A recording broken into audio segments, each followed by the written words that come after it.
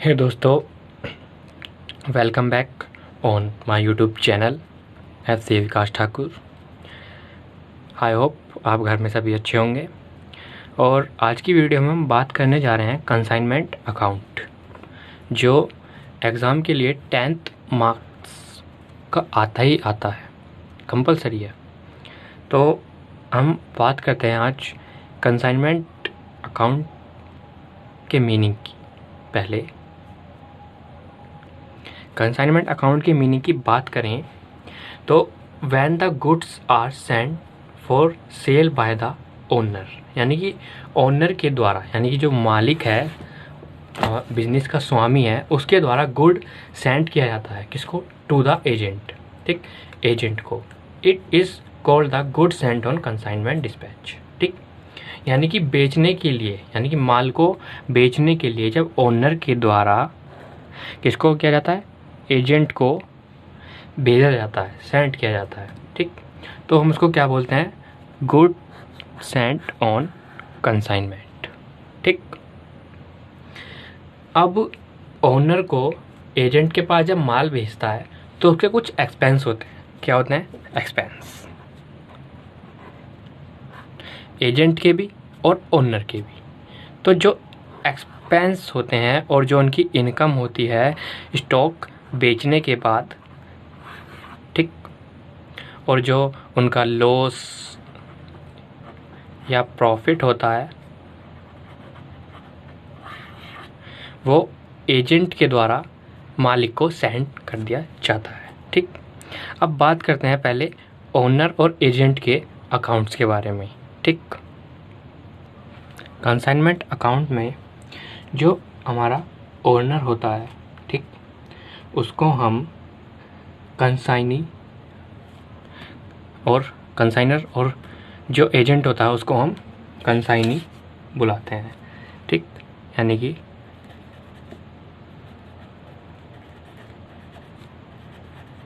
Consignor owner हो गया और कंसाइनी हमारा एजेंट हो गया। ठीक, जब कंसाइनर कंसाइनी को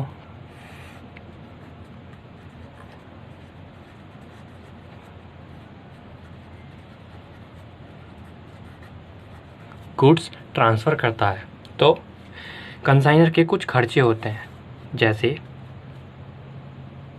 लोडिंग, ठीक, माल को लोड कराना, कैरिज, ठीक, या टोल टैक्स, या इंश्योरेंस। ठीक, और जब माल कंसाइनर से होता हुआ कंसाइनी के पास पहुंचता है तो कंसाइनी के भी कुछ ना कुछ खर्चे होते ही हैं, जैसे अनलोडिंग, माल को उतरवाना, ठीक, फ्राइट, भाड़ा गोडाउन तक पहुंचाने का, या गोडाउन रेंट,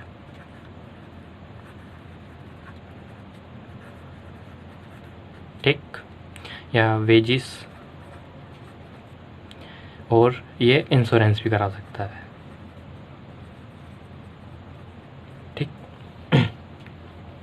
अब जब कंसाइनर के द्वारा कंसाइनी के पास माल भेजा जाता है, ठीक, अब सपोज़ कंसाइनर ने माल ऐसा भेज दिया जो बीच में ख़राब भी हो सकता है, टूट भी सकता है, तो वो चीज़ें जो आती हैं वो लॉसेस के अंदर आती हैं हमारे। ठीक, और लॉस भी हमारे 2 टाइप के होते हैं, एक एबनॉर्मल लॉस और एक नॉर्मल लॉस। फर्स्ट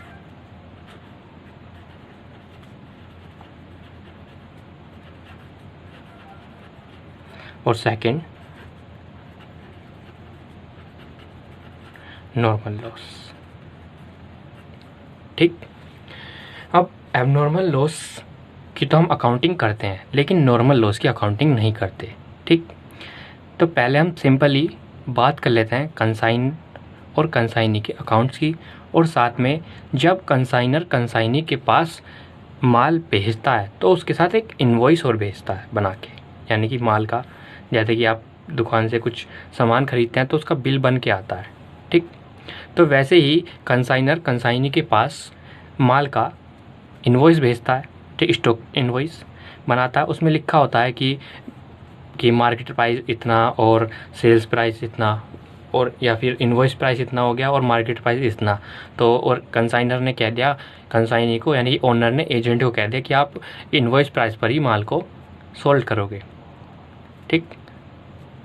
तो ये तरह का एक होता है, इसको हम बोलते हैं क्या, कंसाइनमेंट, ठीक।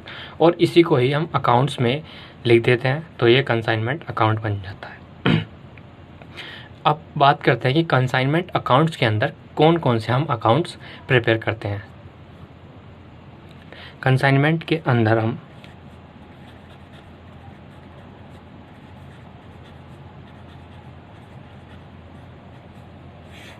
हम 4 तरह के अकाउंट्स, सॉरी 5।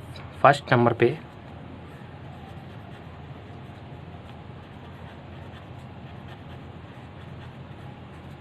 कंसाइनमेंट अकाउंट बनाते हैं, ठीक। सेकंड नंबर पे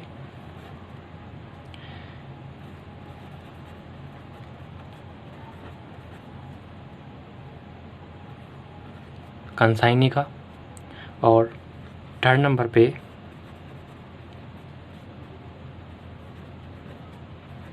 कंसाइनर, फोर्थ नंबर पे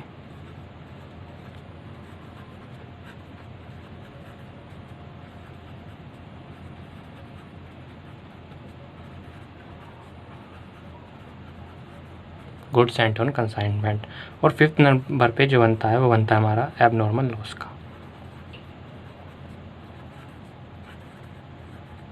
ठीक। ये 5 अकाउंट्स बनाए जाते हैं कंसाइनमेंट अकाउंट के अंदर, ठीक। क्वेश्चन के अंदर कंसाइनमेंट अकाउंट बनाना तो कंपलसरी होता है, लेकिन नीचे के 4 अकाउंट्स यानी कि 1, 2, 3 एंड 4 ये हमें तब बनाने होते हैं जब क्वेश्चन में कहा गया हो। यदि हमारे क्वेश्चन में गुड्स बचता है तब हमें ये वाला अकाउंट भी कंपलसरी बनाना ही पड़ता है, और यदि लॉस भी हो रहा है तब भी बनाना पड़ेगा। यानी कि एक तरह से 3 अकाउंट्स जो हैं, consignment account, goods sent on consignment और एबनॉर्मल लॉस, ये तीनों हमें बनाने पड़ते हैं कंपलसरी यदि क्वेश्चन के में दिए गए हैं। कंसाइनर यानी कि एजेंट और कंसाइनर यानी कि मालिक, इन दोनों के अकाउंट हम तब बनाते हैं जब क्वेश्चन के अंदर कहा गया हो कि ऑल अकाउंट्स प्रिपेयर कीजिए। यदि नहीं कहा गया है तो हम सिंपली ये 3 अकाउंट्स हम बनाएंगे, ठीक। अब बात करते हैं कि कंसाइनमेंट अकाउंट्स के अंदर क्या क्या चीज़ें आती हैं, मतलब इसका प्रोफॉर्मर क्या है, किस तरह से उसको तैयार किया जाता है। अब बात करते हैं फर्स्ट अकाउंट कंसाइनमेंट अकाउंट की। कंसाइनमेंट अकाउंट का परफॉर्मर ये है, जो फर्स्ट कॉलम होता है ये होता है किसका, पर्टिकुलर्स, ये अमाउंट, यहाँ पे ये पर्टिकुलर्स बाय साइड का,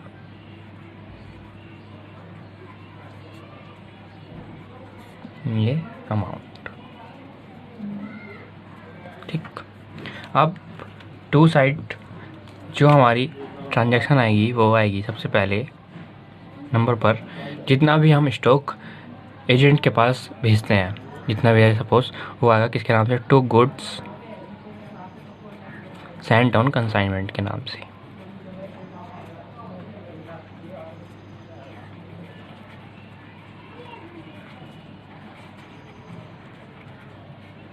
गुड्स सेंट ऑन कंसाइनमेंट के नाम से यहाँ पे आ जाएगा, ठीक। और इसके बाद सेकंड नंबर पे टू कैश या बैंक के नाम से जितने भी कंसाइनर के खर्चे होंगे वो सारे आएंगे, जैसे कि बताया था मैंने भी, लोडिंग, ठीक, कैरिज या इंश्योरेंस। यहाँ पे एजेंट के नहीं, जो मालिक होगा, ओनर होगा यानी कंसाइनर होगा, उसके खर्चे आएंगे, ठीक, कैश या बैंक के नाम से, ये यहाँ पे अमाउंट और इनकी फिर अमाउंट जोड़ टोटल करके ठीक। और इसके बाद आएगा टू कंसाइनी का जो भी नाम होगा, यानी कि एजेंट। ठीक, एजेंट के जितने भी यहाँ पे खर्चे होंगे, जैसे कि अनलोडिंग, ठीक, या वेजिस, रेंट, ये सब चीज़ लिखने के बाद और एक लास्ट उसको सेल्स पर दिया जाता है कमीशन, वो भी यहीं आएगा।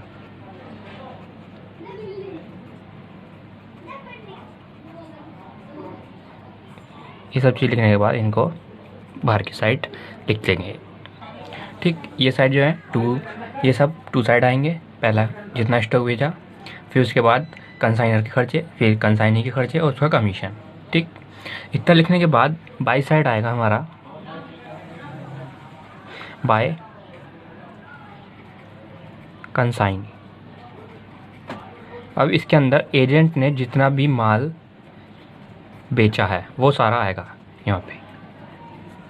ठीक, अब सपोज सारा माल ना बेच के उसने कम माल सेल किया है, तो जितना भी माल बचेगा वो यहाँ पे आएगा किसके नाम से, बाय कंसाइनमेंट स्टॉक के नाम से।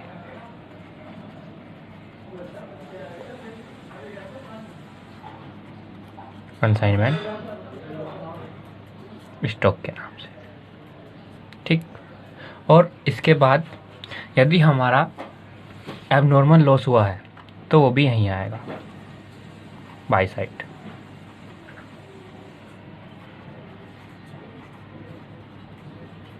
ठीक, और लास्ट में दोनों तरफ का टोटल करेंगे। यदि टोटल टू साइड का ज़्यादा आ रहा है तो बाय साइड क्या निकलेगा, लॉस, और उस लॉस को हम दिखाएंगे प्रॉफिट एंड लॉस के नाम से, और ब्रैकेट में लिख सकते हैं क्या हुआ है, हमें लॉस हुआ है, उसके अमाउंट यहाँ पे।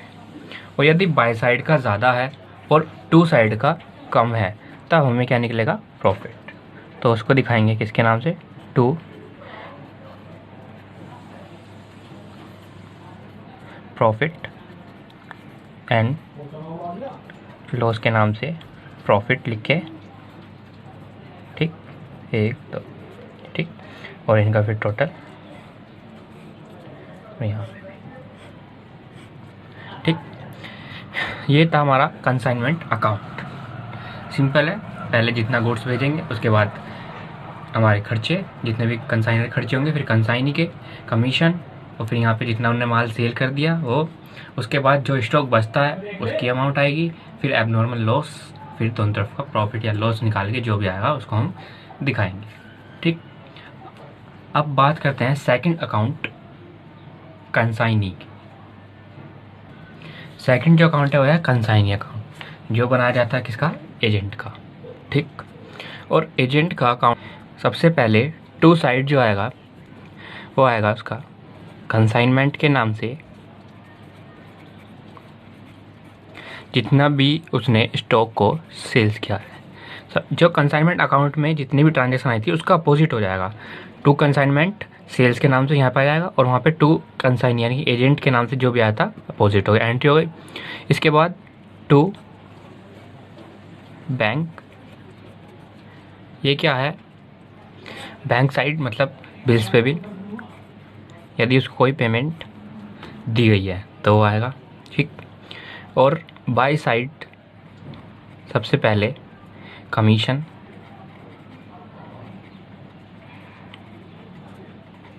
जितना कमीशन उसको मिला वो आएगा। ठीक, उसके बाद बाय कैश या बैंक के नाम से, यदि उसने एडवांस दिया हुआ है किसको, कंसाइनर को। ठीक, तो वो भी आ सकता है। और उसके बाद बाय बैंक या कैश के नाम से कोई मतलब फाइनल उसने सपोज बिल्स लिखा था उसके ऊपर, बिल्स ऑफ एक्सचेंज जो होता है हमारा, वो भी लिखा था, वो उसकी भी अमाउंट आ सकती है।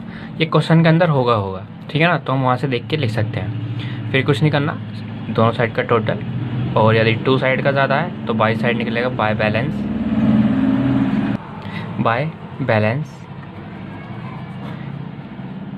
CD के नाम से, ठीक।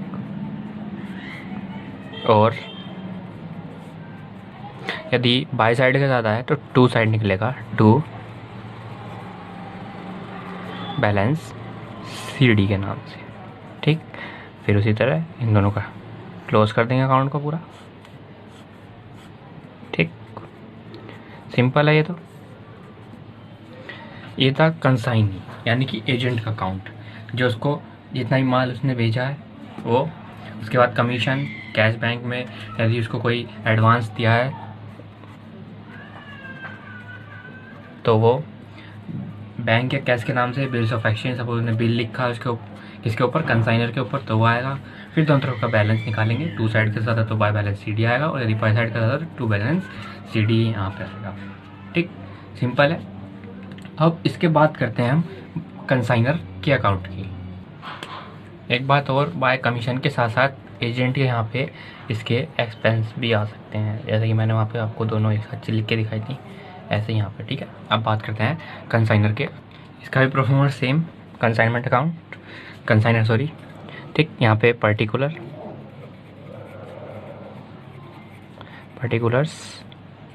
अमाउंट, फिर पर्टिकुलर्स अमाउंट्स, ठीक। अब इसमें सबसे पहले जो आएगा वो आएगा टू कैश या बैंक के नाम से जितने भी कंसाइनर के एक्सपेंस होंगे वो सारे आएंगे, एक्सपेंसेस आएंगे, ठीक। फिर उसके बाद टू कैश या बैंक के नाम से यदि कंसाइनी ने इसको एडवांस दिया है तो वो आएगा,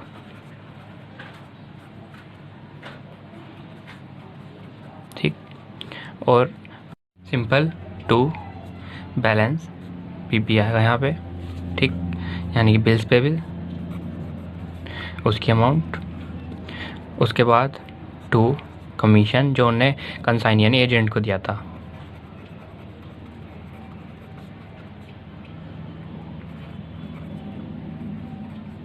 ठीक। और फिर बाई साइड जो आएगा यहाँ पे, ये तो टू साइड की थी बात, अब करते हैं बाई साइड। बाई साइड में यहाँ पे पहले सबसे पहले कैश यानी कि जितना भी स्टॉक सेल हुआ है वो आएगा।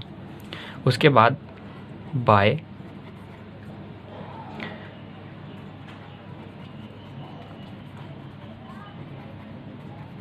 Consignment credit. कंसाइनमेंट क्रेडिट का मतलब सेल्स ज़रूरी नहीं कि कैश में ही हो, क्रेडिट में भी हो सकती है, तो वो जितनी भी क्रेडिट में सेल होगी वो सारी यहाँ पर आएगी कंसाइनमेंट क्रेडिट के नाम से, ठीक। बस फिर सिंपल दोनों तरफ का टोटल, और यदि टू साइड का ज़्यादा है तो by side by balance CD, और यदि इनको लिख लेते हैं यहाँ पे, और यदि बाय साइड का ज़्यादा है तो टू साइड हमारा टू बैलेंस CD, ठीक। और फिर उसी तरह इसको भी क्लोज कर देंगे, ठीक। सिंपल है। ये था हमारा कंसाइनर का अकाउंट। इससे पहले बात करी थी हमने कंसाइनी की यानी एजेंट, और यह है मालिक यानी कि ओनर का। और सिंपल है, पहले कैश यानी कि जितना भी उसने खर्चा किया है, उसके बाद एडवांस यदि एजेंट ने उसको एडवांस दिया है, ये इसने एजेंट को एडवांस दिया, ठीक। उसके बाद बिल्स पेबल, कमीशन, और फिर यहाँ पे कैश सेल, जितनी भी कैश हुई है यानी कि जितनी सेल हुई है कैश के अंदर, ठीक। उसके बाद कंसाइनमेंट क्रेडिट, जितनी भी सेल क्रेडिट यानी कि उधार की हुई है, और उसके बाद दोनों तरफ का फिर बैलेंस, जिस तरह का भी ज़्यादा होगा उस तरफ बैलेंस कम निकल जाएगा, जिधर कम होगा तो निकल जाएगा, ठीक। और अब बात करते हैं किसकी, अब बात करते हैं हम एबनॉर्मल लॉस अकाउंट की। बात करते हैं एबनॉर्मल लॉस अकाउंट की। ठीक, इसमें सबसे पहले पर्टिकुलर्स, अमाउंट, फिर पर्टिकुलर्स और अमाउंट। एबनॉर्मल लॉस तब बनाया जाता है जब हमारे जो स्टॉक होता है उसको ट्रांजिट, यानी कि जब एजेंट के पास भेजा जाता है, ठीक, ओनर से यानी कंसाइनर से कंसाइनी के पास भेजा जाता है, तब उस स्टॉक में कुछ ना कुछ टूट फूट हो जाती है या कोई माल चोरी हो जाता है, तो उसको एबनॉर्मल लॉस में दिखाया जाता है। और उसका अकाउंट किस तरह से बनाया जाता है ये देखते हैं। सबसे पहले जो है इसमें टू साइड जो आएगा हमारा, टू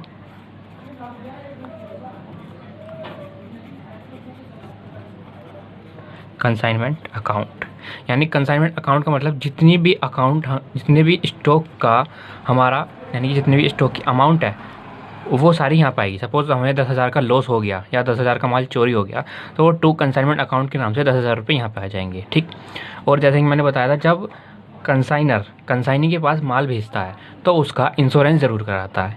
यदि माल चोरी हुआ है या लॉस में चला गया, एबनॉर्मल लॉस, आग लग गई, कुछ भी हो गया, तो उसका इंश्योरेंस क्लेम जरूर मिलेगा। तो जब इंश्योरेंस क्लेम आपको क्वेश्चन के अंदर दिया होगा तो बाय इंश्योरेंस क्लेम के नाम से यहाँ पे आ जाएगा। ठीक, और फिर कुछ नहीं करना, माइनस करना है, माइनस यानी कंसाइनमेंट इधर का टोटल करके ज़्यादा वाले में से कम वाले को माइनस करके उसे प्रॉफिट एंड लॉस अकाउंट के नाम से हम यहाँ पे दिखाएंगे। और फिर बस इस अकाउंट को क्या कर देंगे हम, क्लोज। ये तो था एबनॉर्मल लॉस। अभी हम आगे बात करेंगे कि एबनॉर्मल लॉस किस तरह से निकालते हैं और गुड्स एंड कंसाइनमेंट अकाउंट भी कैसे निकालते हैं, यानी गुड्स एंड जो हमारा स्टॉक बचता है उसको भी किस तरह से निकालते हैं। अब बात करते हैं गुड्स एंड कंसाइनमेंट अकाउंट की। ये तब बनाया जाता है जब हमारे पास, यानी कि एजेंट के पास कुछ ना कुछ माल बच जाता है, तब इसकी ज़रूरत पड़ती है बनाने की। ये भी सिंपल वैसी है, पहले पर्टिकुलर्स,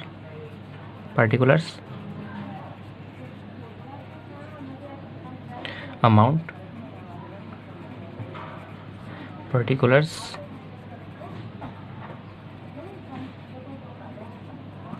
अमाउंट। ठीक, अब इसमें टू साइड जो आएगा हमारा, टू साइड आएगा, जितना भी हमारा स्टॉक बचा है वो यहाँ पे आएगा बाय कंसाइनमेंट अकाउंट के नाम से। ठीक, जितना भी बचा है, और फिर इसको हम ट्रांसफ़र कर देंगे कौन से अकाउंट में, टू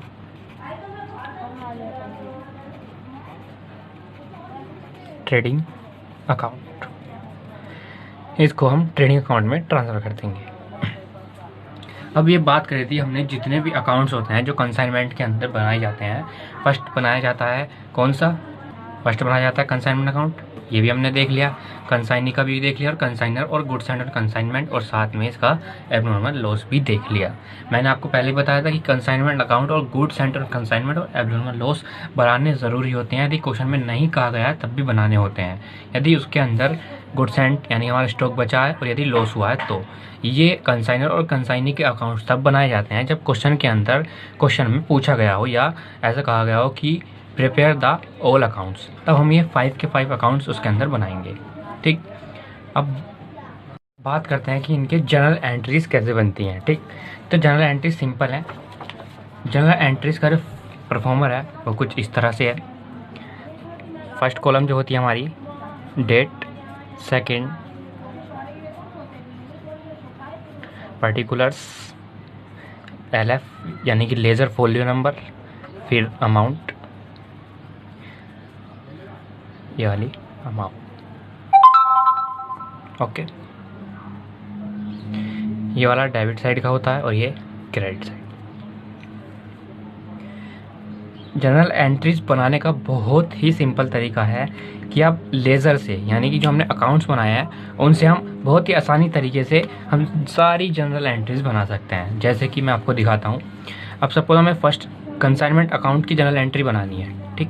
तो उसके लिए हम क्या करेंगे, पहले कंसाइनमेंट अकाउंट, ठीक, debit to goods sent on consignment account. Simple. यदि हमने माल भेजा है कितना, हमें उसकी एंट्री बनानी है। तो पहले ऊपर जिस अकाउंट से हम एंट्री बना रहे हैं उस अकाउंट का नाम,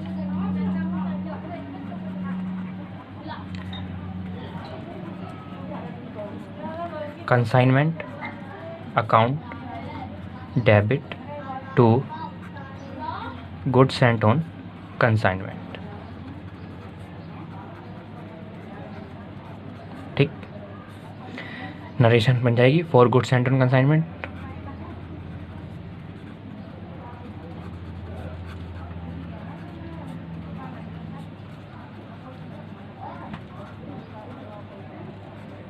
ठीक, इसके नाम और अमाउंट यहाँ पे। कंसाइनमेंट अकाउंट की एंट्रीज ऐसे बन गई, पहले अकाउंट का नाम, फिर टू ऐसे। फिर यदि हमें बनानी हो किसकी, कि जो कंसाइनर ने खर्चे करे हैं उसकी बनानी है, तो सिंपल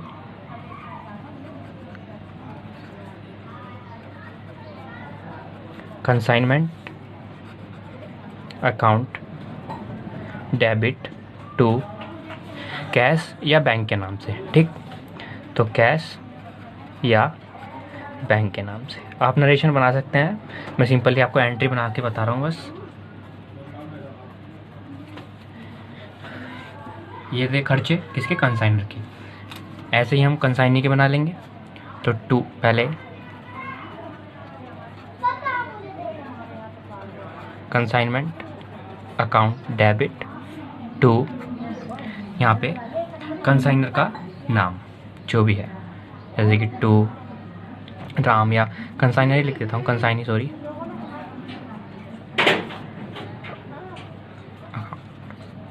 यहाँ पे अमाउंट यहाँ।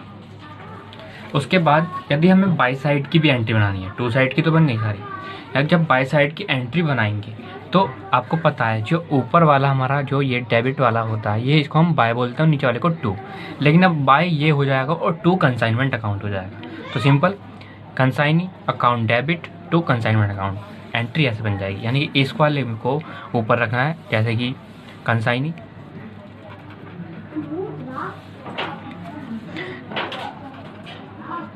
यानी कि इसमें कितना क्या आएगा, जो सेल्स, उसमें स्टॉक जो सेल्स क्या है, अकाउंट डेबिट टू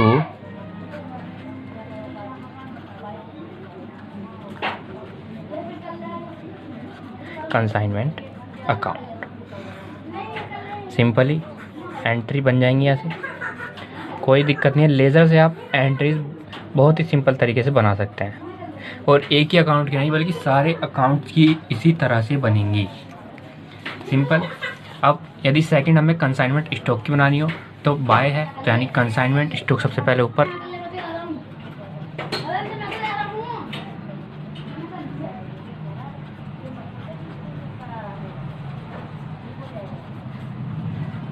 ठीक। और कौन से अकाउंट से बना रहे हैं हम, कंसाइनमेंट, तो टू,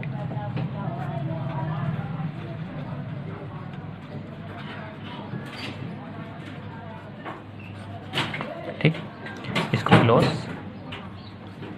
नॉर्मली आप सभी अकाउंट्स की इसी तरह से एंट्रीज बना सकते हैं। और यदि आपको तब भी कोई प्रॉब्लम हो रही है तो आप मेरे कमेंट सेक्शन में जाके आप मुझे कमेंट कर सकते हैं। मैं उसके लिए अलग से आपको वीडियो बना दूंगा एंट्रीज़ की कि लेज़र से किस तरह से हम एंट्रीज़ बनाते हैं। अब बात करते हैं कि कैलकुलेट यदि हमें करना हो क्या, कंसाइनमेंट स्टॉक, हमारे पास स्टॉक बचा है उसको हमें कैलकुलेट करना है कि हम किस तरह से करेंगे। तो सपोज़ एक छोटा सा एग्जांपल लिया है मैंने, स्टॉक यानी कि 300 यूनिट है @ 200 रुपये पर ईच, ठीक। यानी कि एक यूनिट 200 रुपये की है।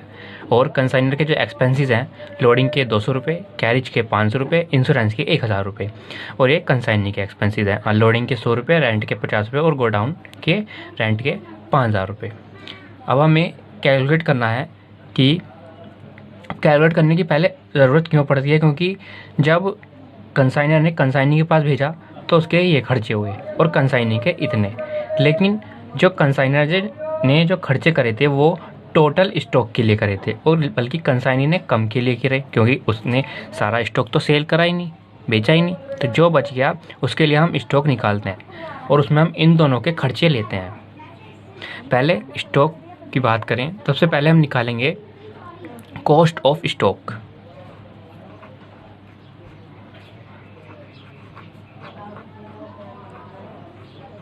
ठीक, कॉस्ट ऑफ स्टॉक निकालने के लिए जितनी भी हमारी यूनिट है उसको पर ईच, यानी 200 रुपये पर ईच थी तो उससे मल्टीप्लाई कर देंगे, तो कितना बना 60,000 रुपये। ठीक, इसके बाद हम बात करेंगे कंसाइनर के एक्सपेंसेस की, यानी कि प्लस करेंगे उसके अंदर कंसाइनर के एक्सपेंसेस। अब किस तरह से करेंगे,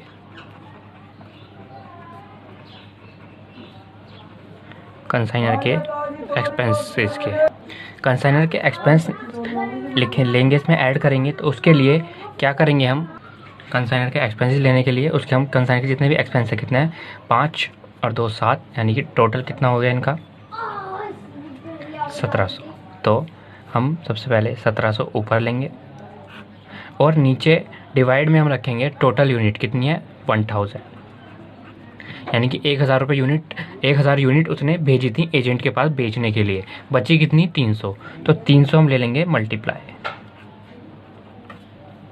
क्योंकि कंसाइनर ने खर्चे कितने के लिए करा था 1000 यूनिट के लिए, लेकिन बेची कितनी केवल 700। तो 300 यूनिट का हम क्या निकालेंगे उसके एक्सपेंस, तो निकाल लेते हैं 1700 मल्टीप्लाई 300 डिवाइड बाय 1000, तो ये आ गया 510। तो 510 हम इसमें ऐड करेंगे और साथ में मैंने बताया था आपको कंसाइनी के एक्सपेंसेस भी लेने पड़ेंगे जो हमारे एजेंट के खर्चे हैं। अब बात करते हैं एजेंट के खर्चे। एजेंट के खर्चे केवल हम गोडाउन तक स्टॉक पहुंचने से पहले तक के लेंगे, यानी कि अनलोडिंग भी ले लेंगे, रेंट भी ले लेंगे, लेकिन गोडाउन रेंट जो है इसको हम नहीं लेंगे। क्यों? क्योंकि केवल हम जो गोडाउन तक से पहले के जितने भी खर्चे होते हैं, एक्सपेंस होते हैं, हम केवल उन्हीं को स्टॉक के अंदर काउंट करते हैं, उसके बाद हम इसमें काउंट नहीं करते। ठीक, तो अनलोडिंग और रेंट लेंगे तो इनका टोटल कितना हुआ 150। तो एजेंट के खर्चे 150 ऊपर डिवाइड में 1000 नीचे और 300 मल्टीप्लाई में, इसको कर लेते हैं सिंपली वैसे ही 150 मल्टीप्लाई 30 डिवाइड बाय 1000, तो 45 आया। और इन तीनों को प्लस कर देंगे,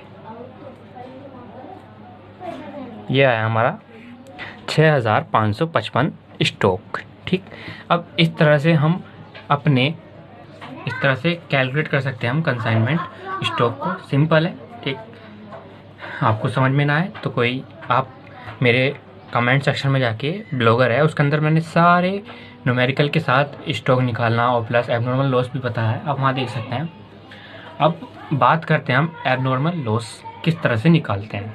ठीक, बात करते हैं एबनॉर्मल लॉस, जो क्वेश्चन के मोटिव से बहुत ही मोस्ट इम्पोर्टेंट है। ठीक, यदि हमारा कोई लॉस ट्रांजिट में स्टॉक हमारा ट्रांजिट में लॉस में हो जाता है तो उसके लिए सबसे पहले हम क्या करेंगे, जितना भी हमारा स्टॉक ट्रांजिट में लॉस हुआ है हम उसके यूनिट को लेंगे, यानी कि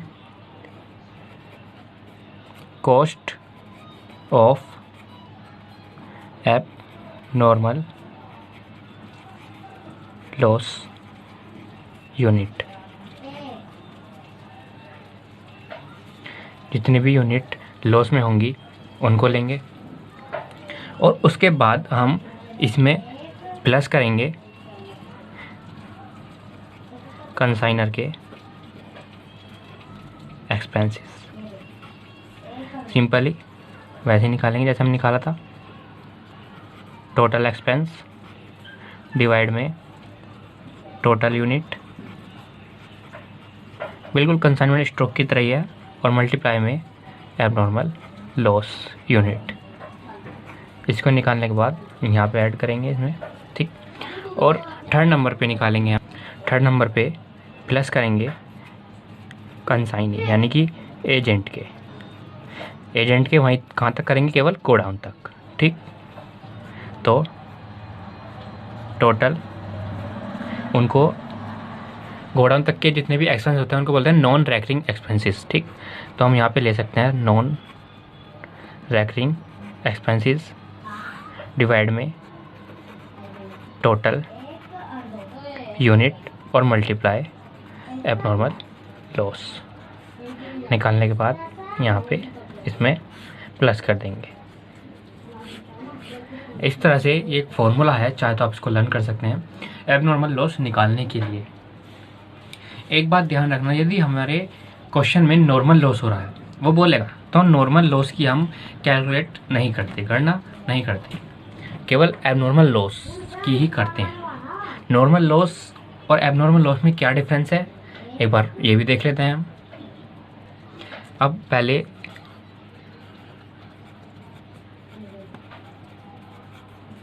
एबनॉर्मल लॉस और नॉर्मल लॉस में क्या डिफरेंस है। सपोज एक ओनर ने, मालिक ने साइकिल भेजी, ठीक, किसके पास, एजेंट के पास, कितनी, 1000, और 1000 में से रास्ते में यानी कि ट्रांजिट में 100 साइकिल किसी ने चुरा ली, या सपोज 100 साइकिल गाड़ी में एक्सीडेंट की वजह से नष्ट हो गई, तो इसको हम काउंट करेंगे एबनॉर्मल लॉस में। किस में करेंगे, एबनॉर्मल लॉस में, क्योंकि एक तरह से बड़ा यानी कि बिगेस्ट लॉस हो रहा है हमें यहाँ पे। ठीक, और नॉर्मल लॉस मतलब सपोज एक किसी व्यापारी ने एजेंट के पास आलू की बोरी भेजी, ठीक, या चीनी या आटा, ऐसा यानी कि जिस स्टॉक को हम काउंट नहीं कर सकते। एक सिंपली ऐसे ले सकते हैं, जिस स्टॉक को हम काउंट कर सकते हैं वो एबनॉर्मल लॉस में, और जिसको हम नहीं कर सकते वो नॉर्मल लॉस में। सपोज चीनी भेजी, अब चीनी का कट्टा एक फट रहा था, ठीक, उसमें से 50 किलो का चीनी का कट्टा होता है और चीनी निकल के 1 किलो कम हो गई, तो कितना बचा, 49 kg। तो हम इसको काउंट नहीं करेंगे, यानी कि अपने अकाउंट्स में नहीं दिखाएंगे, ठीक, बल्कि इसका इफेक्ट जो पड़ेगा वो चीनी के रेट पे पड़ जाएगा। यानी कि 1 किलो जो चीनी कम हुई है, उस 1 किलो चीनी के रेट को हम 49 kg की चीनी के रेट में मिक्स करके इसके रेट को हाई कर देंगे, जिससे हमारा नॉर्मल लॉस वापस में प्रॉफिट में बदल जाएगा। ठीक, और इसका इंश्योरेंस क्लेम भी नहीं मिलता हमें, केवल एबनॉर्मल लॉस का ही हमें इंश्योरेंस क्लेम मिलता है। इस वीडियो में हमने बात करी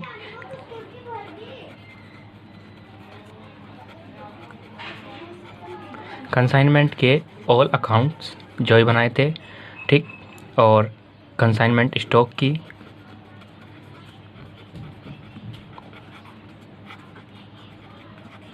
एबनॉर्मल लॉस,